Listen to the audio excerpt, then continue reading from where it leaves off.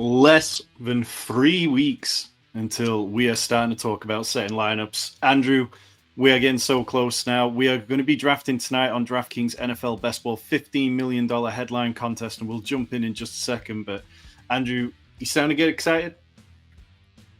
Starting to get excited. We've been drafting teams all summer long. Finally, everyone's getting into the madness. We got the casuals going against the people that are the diehards. It's a wild, wild west, and things are updating. ADPs are moving rapidly with all the news. This guy's getting traded. This guy's moving up the depth chart. This guy's on IR.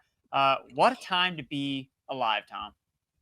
Straight into my veins. Put it in. We're going to jump straight into this contest because I don't know how long it's going to take to fill. Who knows where we'll end up picking in the draft. And we want to make sure we've got enough time to get to everyone's questions. But look, if you haven't already, now is the perfect time to start drafting on DraftKings. This contest, the NFL Best Ball $15 million headline contest. Huge prizes up top. It's only $20 entry.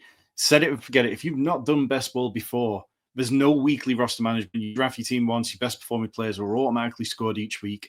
No need for trades, waivers, or setting lineups. Myself and Andrew are trying to draft as many teams as possible. I know people out there who are drafted into the thousands, people drafted into the hundreds. Whatever you're after, this is perfect for casual and serious players alike. Whether you've got a home league draft coming up in a few weeks, it's a great time to just get used to what the ADP is like. Try some different builds. Andrew, we've filled quite quickly. I know yesterday DraftKings had 17,000 entries in this contest alone, so they're definitely filling up quite quickly, and we've pulled the 11 pick. How are you feeling about that?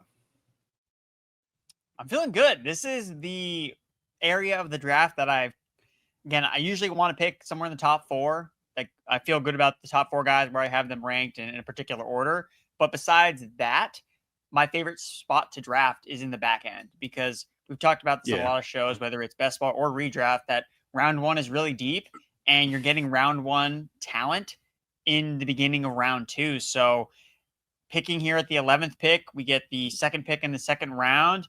We're going to get two really strong guys, and I'm interested to see with what's been happening with recent news, who's available to us, who's falling, who's rising, especially when it comes to even round one. Yeah, absolutely. I mean, Puka Nacua is the key one within round one that I think we've got to keep an eye for. Did you find yourself adjusting your rankings to drop them down slightly? Because over the weekend, it looked like the Matthew Stafford situation was quite bleak. And then today, when we're expecting Sean McVay to make an announcement around that, all of a sudden Matthew Stafford's out there and practicing, and obviously not practicing as complete as you might wish, but it seems like he's out there and doing okay. Yeah, I haven't really moved Puka down. I think I've been tempted, but I just haven't seen. Have not been able to pull the trigger. I just think that he's such a talented receiver, and if it's not Stafford in there for a couple games, you have Jimmy Garoppolo. Like, they feel pretty good about their backup. And then just kind of rewatching some of the preseason action, the Rams, like, third string offense ripped up, I think, the starting Chargers defense. So it's just an infrastructure offensively where, yes, obviously you want Stafford out there for 17 games, but chances are he's probably not going to play all 17. The fact that Puka Nacua is schemed up touches, he's a third-year wide receiver where we see breakouts all the time. He's fourth in receiving yards per game since his rookie year. He's just too talented of a guy, a first-round talent, to fall out of round one entirely. I get that there's concerns, but yeah, I do think that they have an opportunity, or he has an opportunity, especially if he falls. I mean, look at all the running backs that go around him. It's like McCaffrey, Barkley. Those guys have plenty of risks too, especially when it comes from the injury front. But it's those players that are actually missing time versus Puka, where we're concerned about the quarterback a little bit more. Yeah, like when it comes to Puka, I struggle to elevate him to the same tier as Ja'Marr Chase, CeeDee Lamb, Justin Jefferson. And that's because of touchdowns. He's only got 9 receiving touchdowns through 2 years. And, that kind of works out to like 0.3 per game, when guys like Chase and Jefferson, well, Chase is like 0.7 over the last 2 years, and then Jefferson and CeeDee Lamb are both about 0.55. So if you can unlock that side to his game, then yeah, you can make the argument that in a year's time, we draft him as a top 4 wide receiver with no worries whatsoever. But this draft starts in a fairly normal sort of order. Ja'Marr Chase, Saquon Barkley, CeeDee Lamb, Bijan Robinson. Barkley and Robinson continue to sort of flip-flop back and forth. And I don't think I've heard anybody who really feels too strong about either way. I know we've talked about like the workload for Saquon Barkley. We've talked about Will Shipley developing a bigger role, but like when people want Saquon Barkley ahead of Bijan Robinson, it's hard to be like, oh my God, I can't believe you're doing that. No, I don't think that it's one of those types of things, but I don't know. I think it was a simile or an allegory that Sigmund Bloom made on a podcast a couple weeks ago, where he talked about you don't want to be where the puck has been shot, or you want to be where the puck's going, right? So it's like, who is going to have the Saquon Barkley year this year? Probably not Saquon again, just really hard to do. Yeah. And that's why I still prefer Bijan. But again, I'm not going to, insult anyone that's like, oh, well, I really like Barkley. Because again, like after week 1, he's probably going to do pretty well. I feel like the Thursday night game as a fader is not going to be fun. Okay, so Puka Nacua does fall to us. Derrick Henry, Brian Thomas, Sachin Genty, Devin Achan, Drake London, all at the top of ADP. I'd be comfortable taking Puka here. All right, let's do it. I think that it's worth remembering that this contest, it's already had nearly 600,000 entries. So just taking Puka at this end of the board and pairing him with somebody like Drake London, who hasn't really fallen that far past this area of, that area in the second round, or even Devin Achan, who's been at this end of the board for quite a long time. I'd be very comfortable with that. Andrew, do you think that's the play if we can? Going with Drake London? Yeah, or just looking for a kind of combination that hasn't been drafted throughout this draft. Oh man! Oh well, Josh Allen. That's probably not. That probably hasn't been drafted. I don't care. Either Genty or Drake London. Brian Thomas or Drake London or Genty. I'd rather go Brian Thomas or Drake London. Let's go with Drake London. I'm never going to say no to Drake. If anything, we're buying into. So I looked up. So this was something I posted on X earlier today, and it was a trend that I was looking back last year at, and I looked at receivers that have accumulated 2,000 receiving yards without scoring any touchdowns over the last 2 seasons. So entering 2024, the 2 receivers that were kind of in that category that look like prime positive touchdown regression candidates were Chris Olave, who obviously did not do anything last year. The other guy was Terry McLaurin, who scored a boatload of touchdowns. So the 3 guys in that category this year are the aforementioned, like you said, Puka Nacua, just 9 touchdowns over his last 2 seasons. I mean, Demarcus Robinson scored 7 touchdowns last year, which is crazy. Rashad Bateman scored 7 touchdowns. It's like there's plenty of talent. Yeah, there's plenty of guys less talented who end up finding eventually a way Puka's going to find the end zone. I feel. Well, I mean, you're talking about a guy who's had 260 plus targets over the last 2 years. It's mind-boggling that it hasn't resulted in more touchdowns. But yeah, I like at this point in the contest, as we said, there's over 570,000, 580,000 people entered this contest, and the idea of gaining leverage on them. Now we've got Puka Nacua, we've got Drake London, so we've already got a different build that a lot of people couldn't get earlier in the contest, and now we can look at different values and react to some of the preseason news, and again keep building on that. We don't even need to necessarily reach, but I mean, that's what's so good about this. And look, football season, it is right around the corner, and there is no better way to lock in your fantasy dominance early than with Best Ball on DraftKings. Draft once, ride your roster all season long. Right now, DraftKings is giving all customers a can't miss offer. Draft one, get one, enter a lineup in this contest for $15 million Best Ball contest for just $20, and you'll score another Best Ball ticket to play free for a share of $15 million, giving you a second shot to win big. It's easy. Just draft your team once, no weekly management required, and let your top scorers automatically start each week. Across the whole season, every breakout start, every clutch play, every touchdown will count towards your quest for a share of $15 million. Look, me and Andrew, we've already locked in Drake London and that great pick of Puka Nacua. We are absolutely going to be looking to build around that and build the best roster. But you can be downloading the DraftKings Daily Fantasy app now to draft your $20 Best Ball lineup to play for a share of $15 million. Get a second ticket to play free for a share of $15 million. 2 chances to win big without ever setting your lineup again. I mean, that is music to my ears. Draft one, get one only on DraftKings. The crown is yours. Gambling problem? Call 1-800-GAMBLER. In New York, call 877-8-HOPE-NY or text HOPE-NY at 467-369. In Connecticut, help is available for problem gambling. Call 888-789-777 or visit ccpg.org. 18 plus in most eligible states, but age varies by jurisdiction. Eligibility restrictions apply. Void where prohibited. 1 per customer. Enter the Best Ball $15 million headline contest by $4.25 to get one bonus entry, $20 entry fee required. Reward expires in 30 days. See terms at DraftKings.com/NFL-bestball-ball. Sponsored by DK. Now, let's get back to this draft and talk about where things have gone there. So we're in the third round. Since we last picked, a bunch of running backs went off the board, and then Lamar Jackson, Trey McBride at the kind of onesies.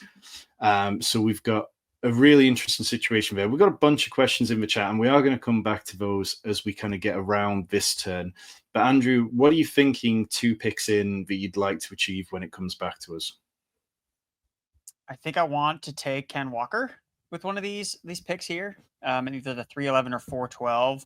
So I have added him to the queue. I've also added Jacory Croskey-Merritt to the queue just so that we're ahead of the game, just so he's in there. If we end up auto picking, I know. It's a very risky. This is risky business, people.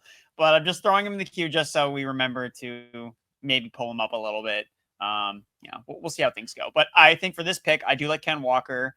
Omarion Hampton is available. I would be fine taking him as well. I like the running backs. Again, we punted running back earlier on, so it would be Hampton. Yeah. I'm still Hampton over Henderson. I don't know if you're there still. Yeah, I'm with you. Omarion Hampton over Henderson. Is Hampton not the better pick here? Like, because we'd get him 6 picks past ADP, whereas Kenneth Walker we can maybe push around the corner. Oh yeah, agreed. Yeah, let's go Hampton here. Okay, cool. I've got Matthew Berry coming on my channel this week to talk about his ride or die for the season being Omarion Hampton. And since he declared him that, he was the RB20 and now he's RB13. So, I mean, maybe he knew about Najee Harris's eye, but this turn is interesting for the team behind us with Derrick Henry, Josh Allen, Marvin Harrison going. That team feels like a bit of a wild card. They take Trevion Henderson. Are you still purely on Ken Walker here? Yeah, either Ken Walker or Tetairoa McMillan. I know he just pulled up with a hamstring, so that does concern me a little bit. But really? I like Ken Walker. Let's go Ken Walker. I'm fine with that. Like, part of me has been thinking maybe you should be hedging slightly against the Ken Walker stuff based on how Zach Charbonnet's looked in camp, how things have been working out with Ken Walker not practicing. But look, we've liked Ken Walker all year, and to get that combination that we've got to start, I think it is worth doing. In the chat, we've got a question from the Big D 3300. Is Emeka Egbuka's ADP getting crazy? I mean, it's kind of getting there. Like, Andrew, where's he at on DraftKings right now? As the team goes, Nico Collins, Brock Bowers, Jaden Daniels, and Jalen Hurts to start the draft. I think, though, you can make the argument that Egbuka's ADP isn't as high as it's going to get. So here's that 61.6. Yeah. So, really high. But we know that Godwin's quite likely to start the season on PUP and miss those first 4 games. When that happens, and we've already been counting in that to his ADP, but people are going to push him further up. So I'm okay taking him at this point, but when the inevitable next push comes, I think that's when I probably would stop. Do you think that right now it's too high, or would you be willing to keep going for a little bit longer? I think it's a little too high. I think that sometimes we're now maybe overvaluing. Have you considered that he had 1 catch for a touchdown though this week? 100% touchdown rate. It was a pretty nice touchdoand after Jalen McMillan got injured and left the game, and none of the other guys are playing. And K-Dot dropped a bunch of passes. Teddy Bridgewater though, Andrew, that's not how we do preseason. We're supposed to just take the bits that we want and ignore that part. No, I kind of agree with you. I guess the thing for me is, yes, it's nice that it seems like he has a more of a runway to start the year, but that's really more for like redraft that we're concerned about that. Like, the money weeks are 15, 16, 17. Like, we all know that. And we all know that, rookies tend to hit that hot streak at the end of the season. Now, I'm not saying that, him starting out the year is necessarily a bad thing, but, Chris Godwin could probably play a potential bigger role at the second half of the season if he's coming back. Jalen McMillan, if he's banged up, maybe he comes back as well. So I guess for me, like, I'm having trouble kind of grasping the idea that now Egbuka, who I think was definitely going outside the top 100, is now significantly a better pick with what his impact will be week 15, 16, and 17, when the bet on that probably hasn't changed that much. Like it's the same thing. And I think that he was probably undervalued, definitely going outside the top 100 picks. But now I think that it's probably getting to a point where it's too much. And now does the value become with Chris Godwin? Like, what about him? Like, as a guy that could have a hot stretch down the line, weeks 15, 16, 17, if Egbuka misses time or something like along those lines, that happens. So, that's my only kind of pushback with it. I think a redraft, he's definitely worth chasing up the board. Yeah, and Godwin's kind of falling to that point now, like the wide receiver dead zone. So you can get him at times where you've been locked out of wide receiver a little bit. So I do understand your point. Muscle Hamster, appreciate you starting a combo over here on Twitch. That's the chat. So much fun over here on Twitch. If you are listening to us or watching us on YouTube on repeat, make sure you come and check us out. Slatatui, first time chat, excellent name. Very much appreciate you being here. And we will start getting to it. We'll get to one more question and we'll take Slatatui as a first time chatter. Do you think an early QB or tight end is more important? Example, Kittle or Daniels? I think that in redraft formats, I think it's probably the elite quarterback. I think that I probably prefer a little bit more. I think in best ball, I think that elite tight end is probably a little bit more. If you can get that difference-making player, I think that's probably, I don't know. I guess I don't really have a too strong of an opinion on it. It does, I think, depend on the format. What about, Tom? What do you think about early quarterback or tight end? Yeah, I mean, elite tight end's been on a pretty crappy run for the last 2 years. Like, they haven't really worked out, and we've seen these breakouts from guys like Sam Laporta, Trey McBride, even Brock Bowers last year, who you were getting around round 10, has been noteworthy. So I think I am in on elite tight ends, and I do think they can be real difference makers. But elite quarterback, I think I slightly lean towards it because if I've got an elite quarterback, I'm a little more comfortable having 2 rather than 3 at the position. Whereas even when I get elite tight end in 20-round formats, I find it difficult to walk away with just 2. Whereas elite quarterback, I'm more comfortable making that bet. We're back on the clock. Egbuka, of course, in the queue. Of course, Jaylen Waddle's there as well. Ricky Pearsall, James Conner, Travis Hunter, Deebo Samuel. Andrew is now Jacory Croskey-Merritt. No, it is not. It is Jaylen Waddle time, and I'm moving him up in the queue just in case we get some type of lag or something. It's Jaylen Waddle for me. And look, he may be the last man standing in this Dolphins offense. I mean, Johnny's gone. Tyreek's going to get traded probably, and Devon Achane is hurt. So Jaylen Waddle's going to get all the targets. Maybe I don't know if he's going to survive the season because he's constantly banged up as well. But yeah, I mean, to the point of where I was talking about how Egbuka feels like a little bit overvalued. Like, I'm taking these other guys, like, right in this range over him probably every time. Like, I still feel confident with Waddle, and I'm hoping that this next guy, I want to – so, Egbuka's the top guy on the board. I'm still taking Ricky Pearsall. Do you co-sign on that over Egbuka? Yeah, I'd be fine with Pearsall. I mean, I'd slightly lean to Egbuka, but Pearsall is somebody I've probably not drafted enough of. So let's do that because I think that the Niners defense is going to be very poor this year, particularly in the secondary, which could lead to pass heavier scripts. So very much in on doing that. And every now and again, it's just good to take somebody that you quite often don't take as much. I'm Kobo in the chat saying I feel like Genty and CMC draft spot on this should be flipped. I mean, they were. For the vast chunk of this offseason, Genty was going ahead of CMC, and it's only really been in the last few weeks where CMC's been flipped back ahead. Like, now we've kind of had this weird couple of weeks for Genty where the first preseason game was bad, and then he comes out in the second preseason game and immediately trucks one of the Niners defenders, and then everybody's back in. Like, it has been a roller coaster, but like, how confident are you in Genty to actually get enough volume that we could see him be a top 2 running back, a top 3 running back? I'm pretty confident that he's going to see that workload. And I thought that the preseason, the second game was positive for Ashton Genty. He played every single snap with the starters, except for the one where he had to go to the medical tent because of the aforementioned. He slammed into a San Francisco 49ers defender and they had to take him out of the game for Raheem Mostert, who, guys, made of glass, 33-year-old backup running back. That is who Ashton Genty's backup is, Raheem Mostert, and he barely gets drafted. So for me, I think that in the best ball content, I think that McCaffrey over Genty in redraft is more of a defendable take. But when we're talking about who's going to be, again, going back to the money weeks, Tom, 15, 16, 17. Who's going to be there? 29-year-old Christian McCaffrey, who has missed, I think, an average of over 6 games the last 4 seasons, or Ashton Jeanty, a nearly perfect prospect, 21 years old, ready to take on all the workload. I just think there's a much more likely chance that Jeanty's actually there during those money weeks when it actually matters the most. And I don't think that's necessarily considered enough with some of these first-round picks. Now, it doesn't necessarily mean that on a per-game basis, I think McCaffrey could still definitely outscore Jeanty, which is why I think that in redraft, you could definitely take McCaffrey over Jeanty. But I'm buying into the upside and floor. That combination that Jeanty has, like, if he could lead the NFL in touches, that's going to give him a substantially high floor.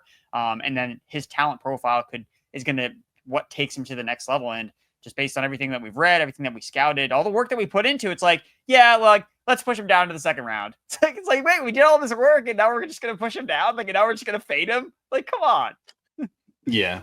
It's just overthinking things. And look, we're going to get to some questions in a second. So if you're watching us live on Twitch, do drop them in the comments and we're going to start taking more of them, because we are here on Twitch every single day of the week. Of a minute, the team here, Fantasy Pro, is taking questions all week. Myself and Erickson every Monday, 4 p.m. Eastern, until the games get underway. Tuesday at 7 p.m. Eastern, Bogman and Welsh should be doing a PPR mock draft. Seth and Debro answering your questions on Wednesdays at 2 p.m. Eastern. And then we also have Q&As Thursdays and Fridays at 5 p.m. Eastern. So get over here to Twitch. Give us a follow. Get your questions in the chat because we will absolutely cook. Right, let's take some of these questions before it comes back to me. B. Wallace in the chat saying, hey boys, redraft league, half PPR, super flex, 2 wide receiver, 2 running back flex, tight end, quarterback, drafting from 5th spot, but don't have a 3rd or 4th round pick. What's the play with round 1 and 2 in this situation? Thanks, boys. Love the videos. Well, you're very welcome.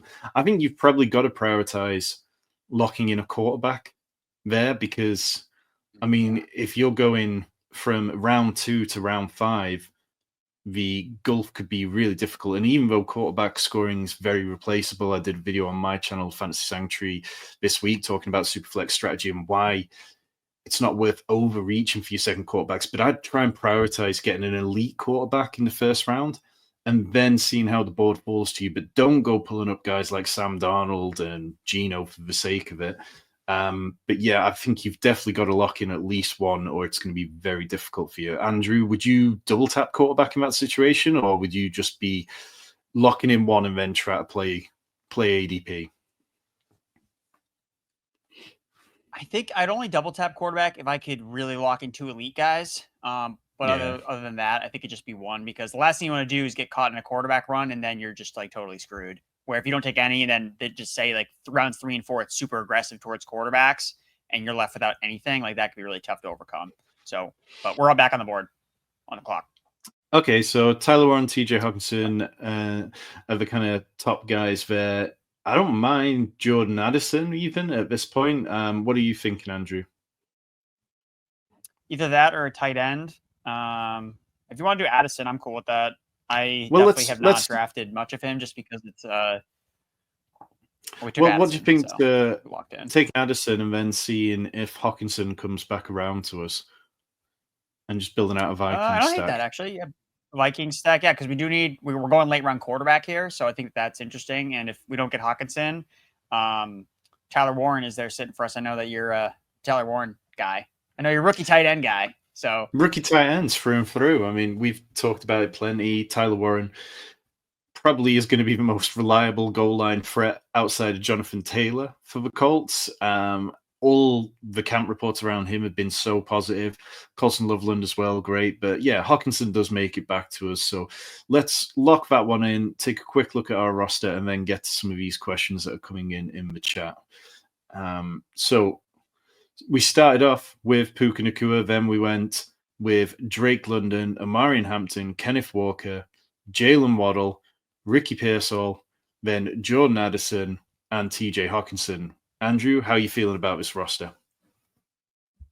So I like the receivers that we have. I mean, these are all just Andrew Erickson branded wide receivers in terms of, yes, if you're following my rankings, these are the guys you're probably going to get on your team. So Addison's probably the one guy that I probably haven't drafted enough. But I think for me with Addison, I'm kind of glad that you brought his name up here, is he's probably one of the better best ball options that you can draft, because he's starting to fall now because of his. It's kind of like the opposite of Puka, right? Where he's going up all the boards when the bet at the end of the year hasn't really changed. And Addison is now falling because he's suspended for the first 3 weeks. But for the purposes of this contest, that doesn't matter. We're gonna be fine without Addison to start the year. Like, that's not a big deal. And if anything, when McCarthy is hitting his stride as the Vikings quarterback, it's gonna be towards the end of the season after he's played a handful of games under his belt, and bringing in Hockenson. You know, we're benefiting from those Addison absences because we have Hockenson on our roster, because he's going to be the one that sees a larger target share in those games to open the year. So yeah, and now that we have two Vikings guys, it's really easy to lock and load JJ McCarthy. We just have to make sure that we're aware of where the Jefferson drafter is picking. So yeah, the Jefferson drafter is winter camo, and they don't have a quarterback. So that's something that we just have to keep in mind, because they are obviously they'll be in the running for McCarthy as well. But besides that, we know the guy behind us has Josh Allen, so probably not going to be taking a quarterback necessarily super aggressively. But so far a fun build.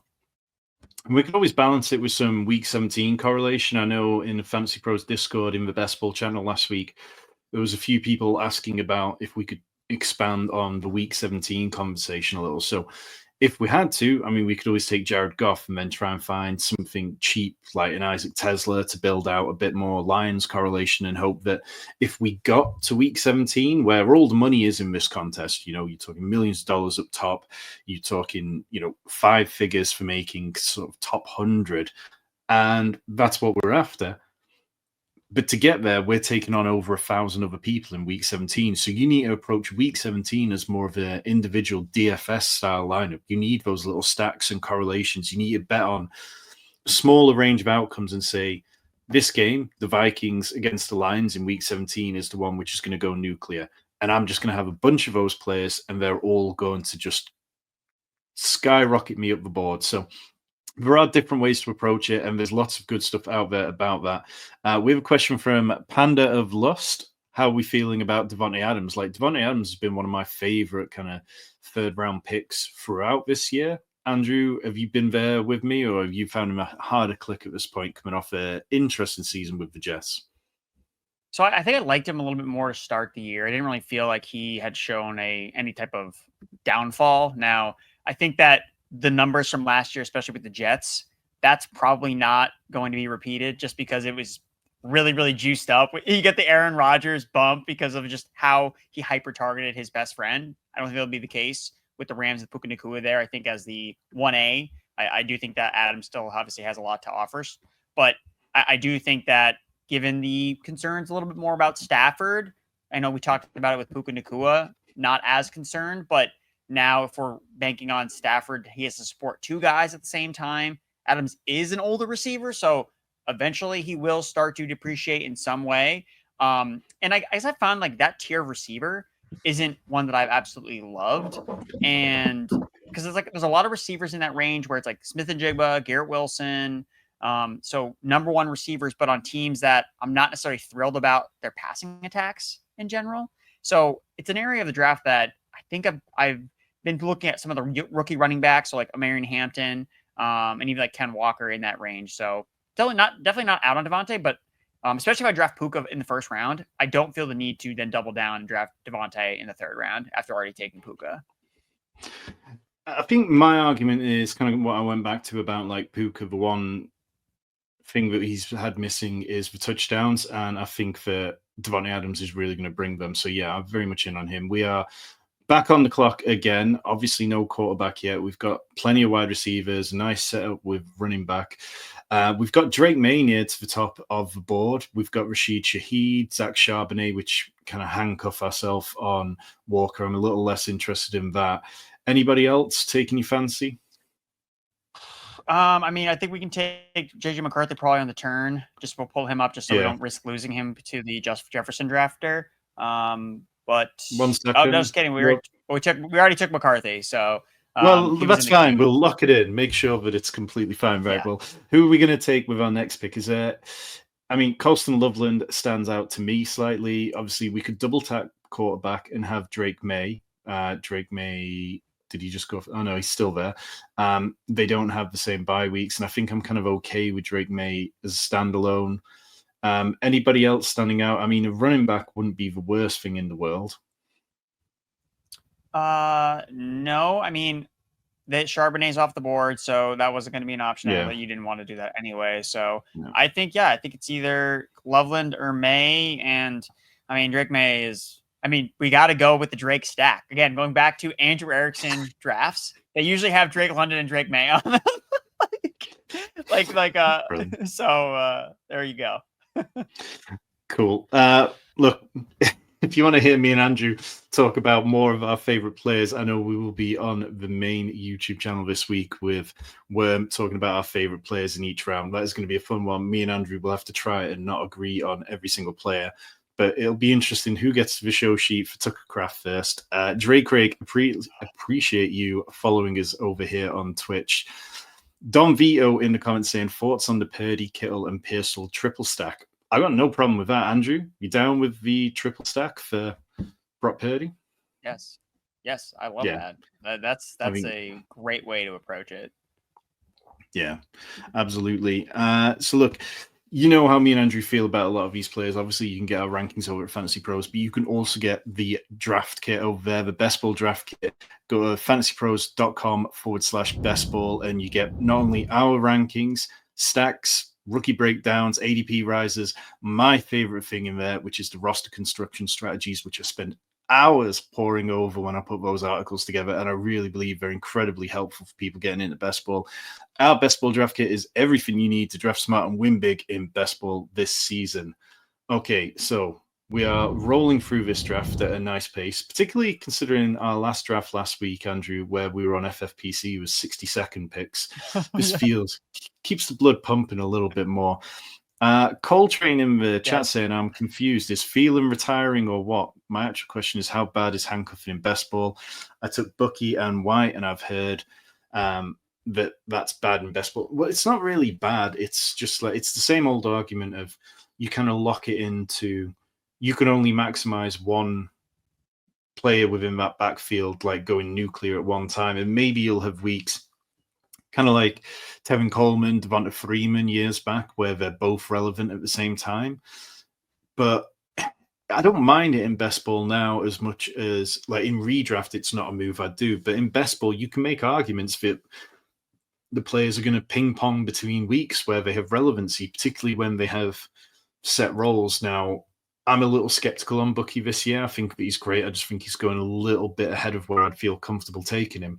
For him to pay off, he needs to get the pass catching role.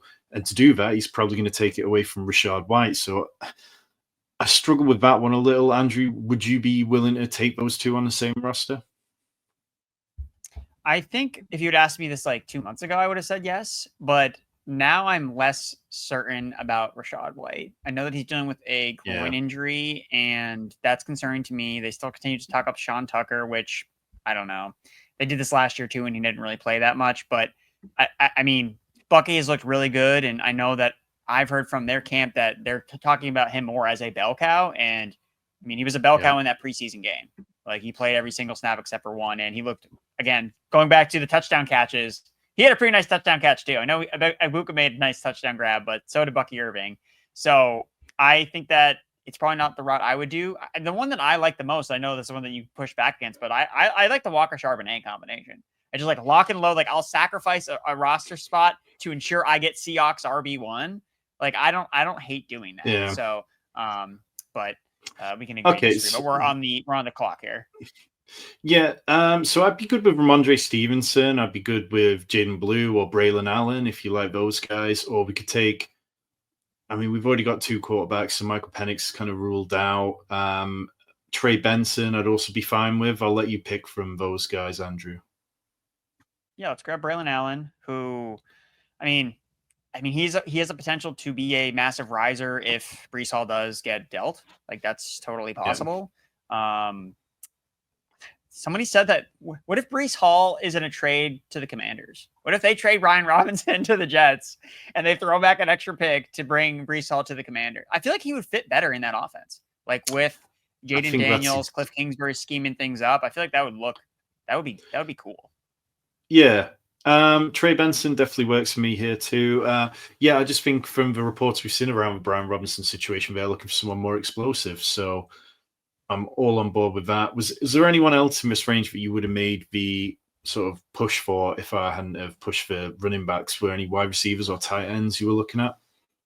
No, honestly, I felt good about the running backs that we went with. So going with Braelon Allen, Trey Benson, they are two second-year running backs where I think you could see them having leaps. I know that there's been Braelon Allen, the hype for him has been pretty obvious, kind of at the expense of Breece Hall. Braelon Allen seems like he's going to take on a larger role. And I was even looking back at some of my writing I did last year where, I mean, a couple weeks into last season, it looked like Braelon Allen could have taken over that backfield. Yeah. That was probably aggressive. But at the time, we all thought, especially someone that invested so much in Breece Hall, that, man, this guy is pushing someone that I thought should be the number one pick in fantasy last year or the number one running back in fantasy. Yeah. And this 20-year-old running back is pushing him for playing time. Now, it obviously didn't sustain and it kind of fell off, and you saw Isaiah Davis get more involved. But when I just think about this Jets offense and they really want to be a power running team, then to me, it just seems like Braelon Allen is like the better fit in that offense, and that they're trying to use Breece Hall and they're talking about using him in the passing game, but it goes back to Justin Fields is just not a quarterback that tends to throw to running backs because he's a mobile quarterback. So I know that his check down rates have been pretty high at certain points during his career where he's used the running back, but I don't know. I'm just skeptical of how Hall is going to be deployed in this offense. And I mean, the trade rumors haven't gone completely away. Yeah. It's interesting because there's kind of like a glut of running backs like Etienne or, maybe even Tam Bigsby. There's Breece Hall. And this is the effect that we're seeing from such a positive year for running backs in the draft. Like, it does shake up the landscape significantly. And that was something I remember Fitz talking about in the run up to the draft, that this was really going to be incredibly impactful. Don Vito asking, what is the actual chance of B-Rob getting traded and who do you think he goes to? Dallas? ?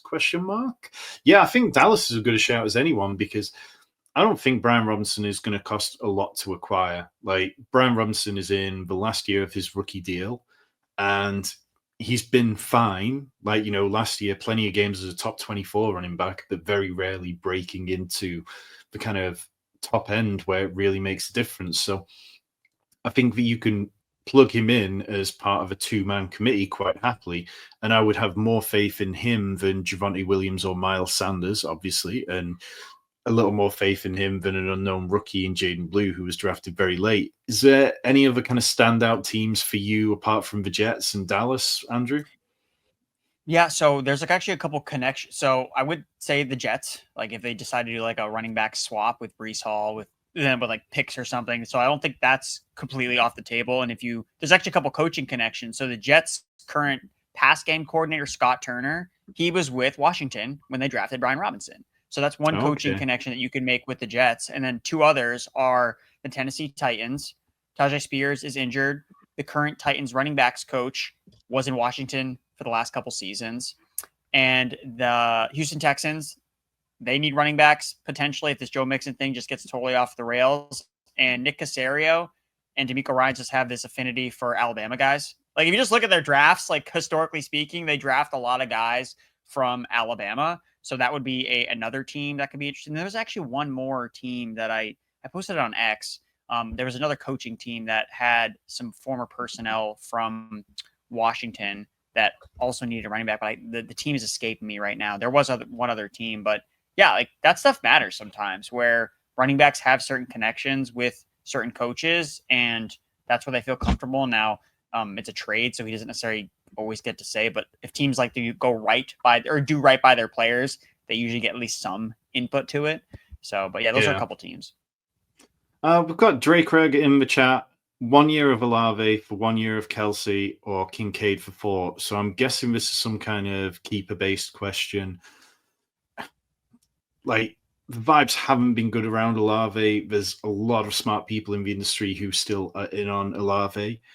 I find it a little bit of a struggle with that offense for this year. If you're only getting 1 year out of him, I think I'd rather take Kincaid for 4. Kincaid is somebody I've not really been in on in the past, but reports around training camp suggesting he looks excellent. And I think that I would just be taking the long-term value. Andrew, would you handle that differently?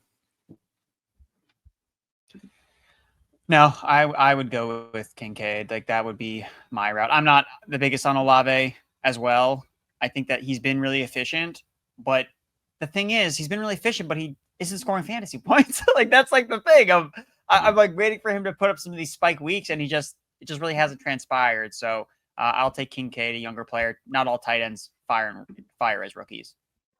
Yeah, I mean, look, everybody said he'd be a cheat code because he'd be like a wide receiver out there. They just didn't say which wide receiver he'd be like. But yeah, I'm good with taking the upside swing on Kincaid for now. So we are coming back around. The key question, Andrew, is what round are you expecting to want to take JCM or Bill? Well, and do we scoop up this falling now, value? We wanted to get him. Yeah, and then For when who? things Penix? come back around, yeah, I mean, like I'm willing to push. Like, if you feel like you want to take Merritt now. Oh, has Merritt? Yeah, if you want to take Merritt, I'm completely fine with that. And then we could take Penix if he comes back. Or you around. Want to take Penix? Let's just take Penix now. Well, I just think we're getting Penix now. Get our third quarterback that we feel good about, especially at a value. Stack him with Drake London. Yeah. I like that. Just what pick into that upside, and we went late round quarterback anyway. So yeah, that was the last pick 155. 14th round. So yeah, like we got over 20 spots of ADP value on Penix. Oh, 13, 11, yeah. Yeah, like again, it's finding those different combinations that people don't have. And then so we can give it all back by taking Jacory Croskey-Merritt. But that's okay because it's like we've got we the unique give all the value back. Yeah, yeah, and we haven't reached on anyone at this point, have we? So there's definitely. Let's get your boy Bill. Like, how much higher do you think that there's a chance that this is going to turn into a situation where he really climbs, and this year's James Robinson, or so, a player that we heard all the kind of hype about in training camp, Isaiah Pacheco, and then people stay locked to their priors, and then they don't get any exposure to that player, and then they're kicking themselves for it all year? Or do you think that there's a chance that he just ends up being pretty vanilla and not really paying off on a cost, which is fairly reasonable? I mean, you look at the running backs in this range: Austin Ekeler, Rashad White, Najee Harris, Nick Chubb, Ray Davis. Like, there are some valuable running backs here. Yeah, I think that if the Commanders like do some type of trade, where I think that there's not enough conversation about the downside where, yes, they move away from Brian Robinson, but no one's talking about, well, what if they trade for a different running back, right? Like that's still in play. It's just, they get rid of Brian Robinson and then Croskey-Merritt is the guy. Maybe that's not exactly the case that's going to happen here. But I think you made a good point where I don't think that these players rise enough where, going back to I don't know if you brought this up as a point, but like the Kyron Williams year, right? Where it was he's clearly the RB2, like he shouldn't be going in the 18th round anymore. And yes, he went up a little bit, but in retrospective, you should have took that guy in round 7, round 8, like so much higher. And so it didn't matter if you had reached on him, quote unquote, to take him in round 14 or round 13. I mean, if Croskey-Merritt hits and is a starting running back at any point for the Commanders, he's a smash at round 14, round 13, round 12. I mean, we took Trey Benson. Like he could be a handcuff the entire season, and we took him in round 12. So I think that it's definitely more of a boom bust pick where, yes, we try to avoid zeros in best ball, and Croskey-Merritt, I think, could definitely be a total zero. But, the drumbeat has been, we've been talking about it all offseason. Like this drumbeat has been so strong for him since the beginning of OTAs. And it's not one of these things where you can poke a ton of holes in his prospect. I liked him as a prospect. So I'm like cool kind of buying into the steam because I thought that he was a good player and good prospect, and he just got screwed over by the NCAA, like not letting him play. And that's why he fell to round 7, not because he's not talented. Yeah. And, coming out of the draft, one of my first takeaways was I can't believe the Commanders didn't do more to shore up the running back room when last year things were decidedly average with Brian Robinson and Austin Ekeler. And then you kind of get to this point and it's like, well, if they really felt that strongly about Bill, then you can understand it. You can understand that they were content just taking him. So yeah, I've got a lot of time for following players up draft boards when it really seems like the hype's there. And the hype is there in such a way that we're seeing pretty much confirmed reports that Brian Robinson could be out the door, to the point where he's not playing in their preseason game on Monday because both the player and the team have agreed that it's for the best. So every now and again, you've just got to throw caution into the wind and be willing to take some chances. And this is one where I think we should be. Do you think that there are people that are hesitant because they feel like they didn't get the good value, and they're like, oh, I missed out on it, so I just don't want to I don't want to pay up now? Because I think there's an aspect of that too, where you just don't want to pay the new price, the sticker shock. Like, every year we see this. There's still people refusing to draft Chase Brown because they weren't in on him when he was at the value. The same with Bucky Irving, the same with Kyron Williams. And it's so transparent at times that you can see these are the people who missed out on getting the super value. So instead they hang on to the priors about a player's negative side and just lock onto that. And they'll constantly keep telling themselves, that player's a bad player, I'm not going to draft that player. Meanwhile, those of us who are willing to sort of reset and take things differently, we get the exposure of the players who do well. And I'm constantly okay with that. We play a year-to-year game, unless you're playing Dynasty. We play, particularly in best ball, things very year-to-year, small slates, and we have to adjust, and we have to be willing to be humble and say, I don't necessarily know if I know everything here. Shout out to Melano, who just followed the channel over here on Twitch. It's very much appreciated. We are, 2 picks away. Hunter Henry just went off the board, who was in our queue. Chig Okonkwo, Will Shipley sat there as well. Then Xavier Legette, DeAndre Hopkins, Woody Marks, another interesting one. Andrew, where are we kind of at in our build? Do you feel like we need to go tight end here? I don't mind going tight end. I do like Chig Okonkwo a decent amount. I was kind of bummed out that we lost out on Hunter Henry because I wanted the Patriots stack with Drake Maye. Although Drake Maye, if we have him naked, it's not a big deal because he's a running quarterback. But I know the person behind us only has one other tight end, and I do think Chig has like some solid upside. I mean, he has an every down role. So yeah, that works. Yeah, let's lock him in. Okay, so we'll be coming back around in a minute. How many wide receivers and running backs have we got at the moment? Because we're set at quarterback, and tight end, we can push our third one a bit further. Yeah, so we've got 3-5-5-2 build. Okay, so if anything, we could probably, we could take a running back or a wide receiver. If we take a running back, it's probably going to be our last one for this build, I would imagine. Wide receiver, there's not necessarily anybody really standing out. Do you think we just lock in Will Shipley and then move on from the running back position at this point? Unless Demario Douglas is there. Is Demario Douglas here? No, he isn't. No. Oh, wait.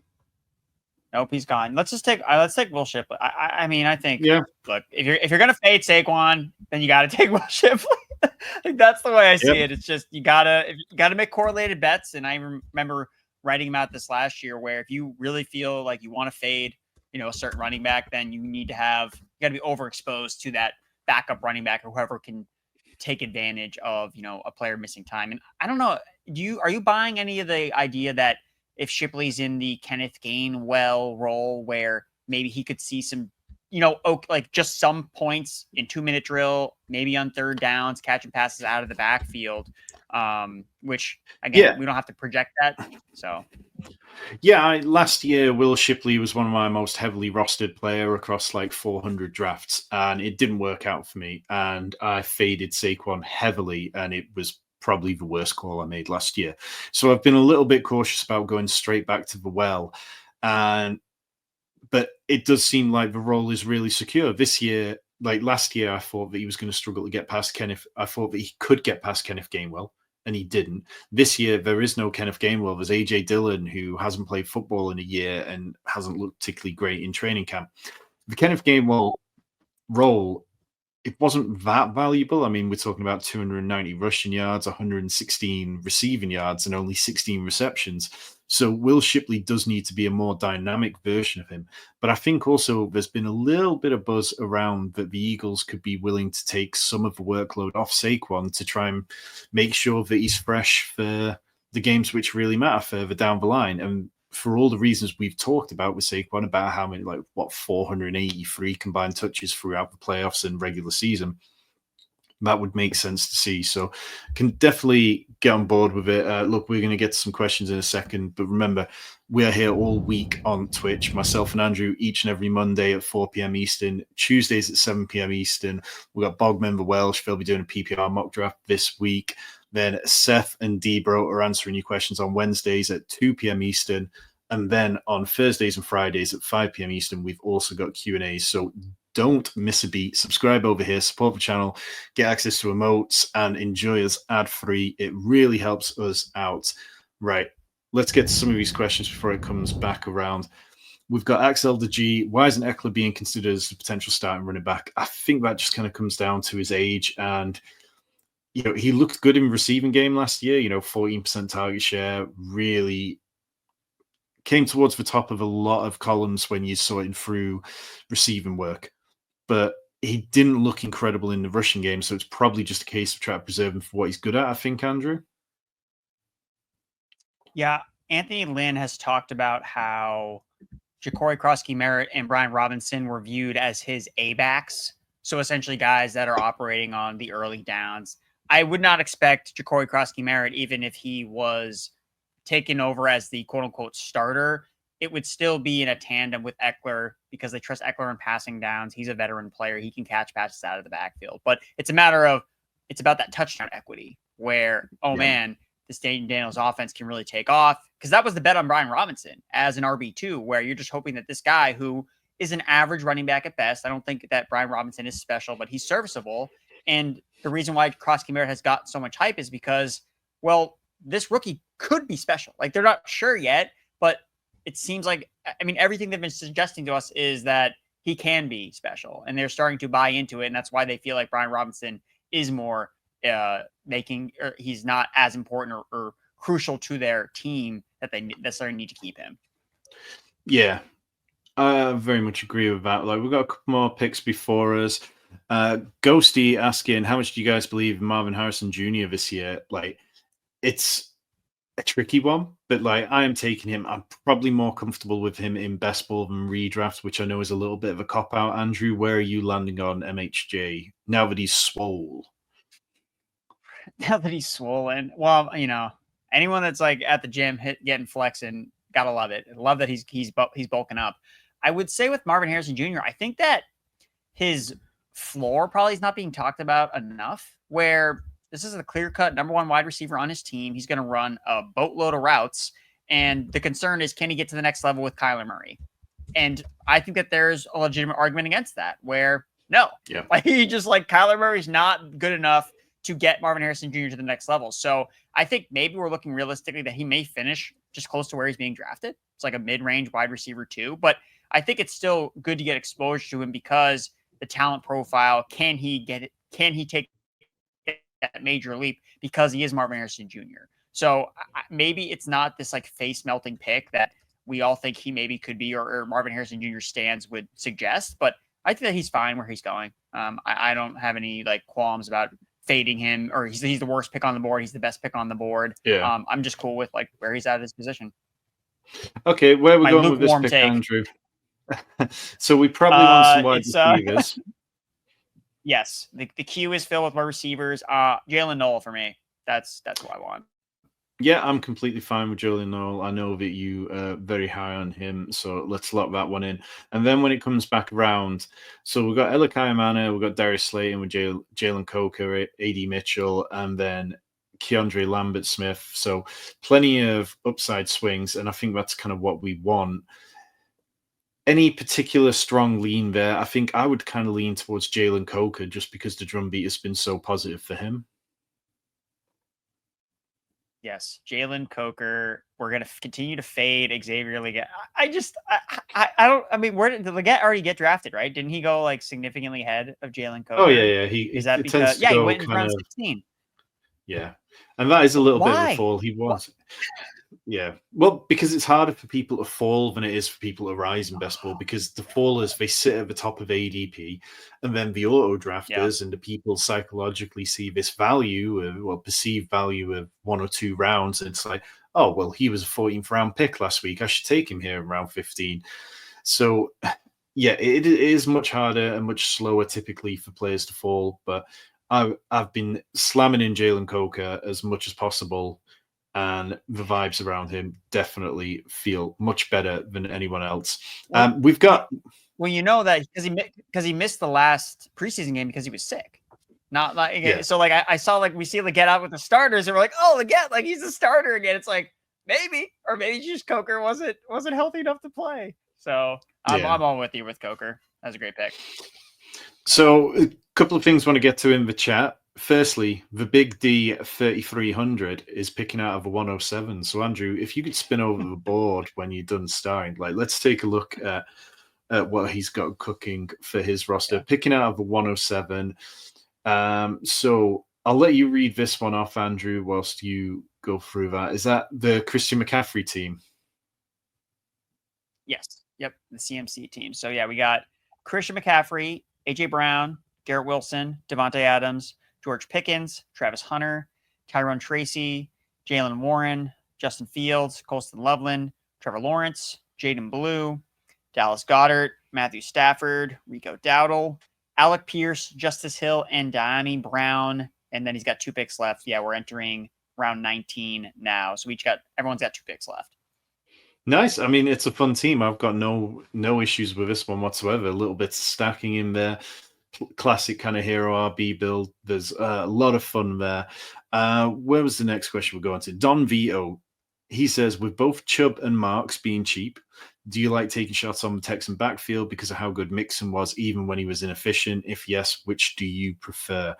Look, I'm leaning towards Woody Marks. I know that Nick Chubb was the clear starter. Nathan Yankee for PFF had a great write-up talking about how Chubb played the clear majority of snaps with the first string, which suggests he could be the first week 1 starter. But, I mean, if that happens, fine.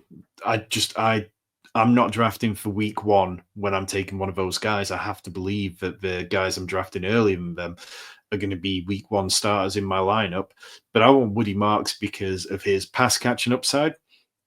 And reports around training camp have suggested that Nick Chubb has lacked juice at times. So I'm not going to bet on that horse. Like, Nick Chubb has been incredible over the years and quite often been undervalued in best ball, but I'm not feeling it this year. Andrew, are you seeing it differently? I think I say it a little differently. I think I'm just not as bullish on Woody Marks, regardless of what kind of the Houston Texans have talked about with him. I just didn't love his profile coming out. Yes, the receiving pops off the screen, but it is a little bit of, hey, I played in the air raid. So we always, like those running backs, we've seen a lot of running backs catch a lot of passes in that offense and then not necessarily see it translate to the NFL level. So that concerns me. And the fact that I don't know if he's ever going to see this massive workload where, because Dare Ogunbowale is still involved. I like using him on 3rd downs. Nick Chubb, I don't think is ever going to necessarily be bad enough where they decide, well, Chubb is just not going to play at all. I think that he's always going to kind of be hanging around. Like, he's an early down running back, especially he could be still used in the red zone. And then there's still a non-zero chance that Joe Mixon does come back at some point, right? Even if it's like halfway through the season, yeah, he misses weeks 1 through 8, but during those money weeks, maybe Mixon is a factor, weeks 15, 16, or 17, or something along those lines. So that's my only pushback on Woody Marks. So just not in love with him necessarily. Now, Andrew, we're 1 pick away, and I can't help but notice that you don't have Ray McCloud in our queue, despite us having Michael Penix, and despite the fact that he saw plenty of the field last year. We know we're going to play 3 wide receiver sets. God, your argument is sound with logic. I'll let you take whoever you like on this pick, and then when Ray comes back around, we lock him in for round 20. All right, we'll just take Ray right now because I do want to take. Should we take another tight end? Like we need to have that. We only have 2 tight ends, but between Hockenson and who's the other tight end we have? Chig. Okay, so what's left at the tight end position at the minute? So I was looking. So I wanted to get Harold Phantom, but he got drafted, and now it's like I don't know if there's really any tight ends here that are worth taking. Yeah, it's pretty slim. It's pretty slim pickings. I think let's just roll with another wide receiver, or unless you want to use that pick for a running back. If there's a running back that you feel like there's value on, then I don't mind getting up to kind of, this will be our 7th. I mean, Sean Tucker, DJ Giddens, they're both guys that I like. Marshawn Lloyd is a guy I like Dude, too much this offseason, and I will not be doing that again. Honestly, I think so. So Darius Slayton is probably just like the safe. He's a good projection guy. He's going to run a decent amount of routes. But dude, if you ask anyone that's been to Colts training camp, they'll tell you that the best receiver on the team is Adonai Mitchell. Like that guy gets so much hype for being this elite separator, which could be basically turn into absolutely nothing. Right? We have no idea if this is actually going to turn into fantasy points. And the Colts beat reporters are still leaning slightly to Daniel Jones, despite what Twitter seems to think. So if you want to take AD Mitchell, I'm good with AD Mitchell. I've taken a decent amount of AD Mitchell this season. So that is our draft. Let's bet on talent. Bet on talent. Yeah. He was always slightly flawed as a prospect, so you knew that it might take some time for him to develop. But we finish up with, is this a 3-6-9-2 build? Puka Nacua, Drake London, Omarion Hampton, Kenneth Walker, Jaylen Waddle, Ricky Pearsall, Jordan Addison, TJ Hockenson, JJ McCarthy, Drake Maye, Braelon Allen, Trey Benson, Michael Penix at that 20 pick value, Bill in the was that the 15th, 13th round, and then 14th round. Chig Okonkwo, Will Shipley, Jalen Noel, Jalen Coker, Ray McCloud, and then of course our 20th pick of AD Mitchell. I really like this team. I think, the double stack on McCarthy is fun. The value that we've got on Penix and then building out that Atlanta stack as well is fun. Is there anything that you would have liked to have done differently with this one, Andrew? Yeah, I don't think there's anything too drastic. I think that we played the board correctly where we went really aggressive with the receiver to start, basically hitting receiver with our first 5 picks, or excuse me, 1, 2, 3, 4. 4 of our first 6 picks were all wide receivers. So we went really heavy at the position, and then we left it alone till the last 4 picks in the draft. So I think that kind of using our draft capital accordingly, knowing that we invested so much early on, we don't need to invest in it anymore until the end just to hit it with some quantity numbers, just to kind of backfill the position, because you just need more receivers because you have to have at least 3 hit your starting lineup every week, but we have to overinvest in it. I like the late round quarterbacks. I think the thing I like about this team is the types of players that we put our bets on. We drafted we drafted rookie running backs and second-year running backs, guys that this is where we see these guys pop and really take that next leap in terms of making a jump. Our 3 quarterbacks, all second-year quarterbacks. Again, looking at players that could take that significant leap, this is what year it happens. It's usually either as rookies or that second season where we see guys take massive steps forward. The double stacks, I think, are excellent as well. So, I like, this team's fun. This team was all about value to me. I mean, we got Puka Nacua falling. Then, of course, we got Omarion Hampton falling 7 spots past ADP. We got a massive fall on Michael Penix. And I think when you are willing to take those scoops and just build something slightly different, it results in a nice team. Roster baiting, really appreciate you subscribing to the channel. That is very cool of you. And then Whiskey Schlitz was in this draft as well. Andrew, was Whiskey Schlitz the team to our left at the 110 there? Yes. Malik Neighbors, right, Brian Thomas. Yeah, they got the LSU stack. Neighbors and Thomas. That's nuts. And then they got Mike Evans stacked with Baker Mayfield, double stacked with Egbuka. They took Tyler Warren. Plenty of guys we like in that one. That is a very fun start to that. And then Michael Pittman, Tank Bigsby, Luther Burden picking up a little steam. Demario Douglas. That's where our Demario Douglas pick went. Yes. Okay. That's where he went. Okay. Curse you, Whiskey Schlitz. And then Jackson Dart stacked with Neighbors. That's lots of fun. Really fun. And Whiskey Schlitz, appreciate you hanging out and drafting with us tonight. Now, let's just take a quick look. I know Axel the G was asking if we could take a look at his team that he dropped into Discord. So I'm going to read out this team for you. This is Caleb Williams, Jahmyr Gibbs, Chase Brown, Drake London, Mike Evans, Evan Ingram, Trevion Henderson, Tedero McMillan, and then on the bench, Tony Pollard, Ricky Pearsall, Jaden Higgins, Zach Charbonnet, Keenan Allen, Dylan Sampson, Bishal Tootin, Tyler Algier. Axel, you know what you're doing here. You know how good this roster is. Yeah. You didn't need our advice. There's nothing about this team that you need us to come and tell you how good it is. You, sir, are much like roster baiting, just roster baiting, and you know exactly how good that is, and you know that me and Andrew are going to like plenty of that one. Look, this has been an absolute fun draft. Remember, you can get a bonus ticket to the NFL Best Ball $15 million headline contest. You've just got to enter one lineup in that contest. It only costs $20 and you'll receive a bonus ticket upon entering. So as soon as you're done drafting, you can go back and use that bonus ticket to have another entry. Truly appreciate everybody hanging out with us, myself and Andrew and producer Seth, who's absolutely killed it tonight. We'll be back next week for a very fun episode where we will be looking at some more of your rosters. So if you got rosters, drop them in the Discord, in the Best Ball channel, and myself and Andrew will stack them up away ready to talk about next week. For myself, Andrew, and Seth, we'll see you next time.